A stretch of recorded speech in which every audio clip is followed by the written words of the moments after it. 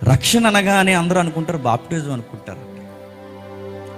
నువ్వు రక్షింపబడ్డావు అనడానికి బాప్టిజం గుర్తు తప్ప నువ్వు రక్షింపబడిపోయావు అనడానికి చెప్పు, అది గ్యారంటీ కాదు.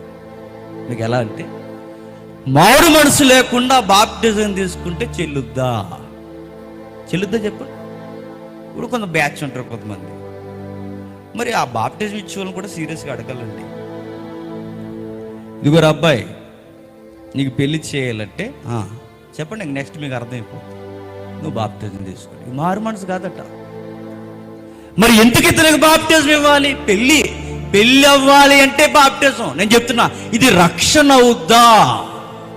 నీ పెళ్ళి అవుద్ది. మరొకటి ఏంటో చెప్పనా, కొంతమంది సభ్యత్వం కొరకు బాప్టిజం. దేనికి సభ్యత్వం? చచ్చిపోయిన తర్వాత బరియల్ గ్రౌండ్ ఉంటుంది చూసారా, అంత క్లాసిక్ వాడద్దు కానీ శవాల దొడ్డే, అందులో స్థలం దొరకాలి అంటే ఏం తీసుకోవాలట? బాప్టిజం తీసుకోవాలట. నేను చెప్తున్నాను, ఇలా తీసుకుంటే నీకు రక్షణ దొరుకుద్దా? శ్మశానం దొరుకుద్ది. ఇంకా ఎంతమంది చూడండి, చదువుల కొరకు, పెళ్ళిళ్ళ కొరకు, గృహాల కొరకు, రకరకాల విషయాల కొరకు బాప్టిజాలు తీసుకుంటే ఈ బాప్టిజం దేవుని ఎదురు చెల్లుద్దా? ఇది రక్షణ కాదు, ఆచారాన్ని పాటిస్తున్నాం. తీస్తున్న నీటిలో కానీ తీస్తున్న వాళ్ళలో కానీ రక్షణ లేదు. రక్షణ ఇచ్చేవాడు ఆయన. జేమ్స్ గారు బాప్టిజం ఇస్తే మంచిదండి, మరొక ఆయన ఇస్తే తక్కువ అండి, అలా లేదు బైబిల్లో. బాప్టిజం ఇచ్చేవాళ్ళలో లేదు, ఇచ్చే నీటిలో లేదు, మరి ఎవరిలో ఉంది?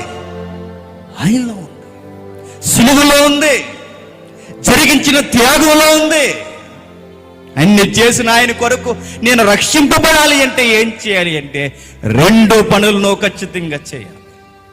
ఒకటి, నీ శరీరాన్ని నువ్వు ఆయన కొరకు సజీవ యాగం చేయాలి.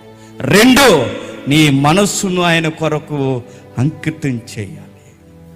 ఈ 2 పనులు ఎప్పుడైతే ఆయన కొరకు చేస్తావో అప్పుడు ఆయన రక్షణలోకి నువ్వు వస్తావు.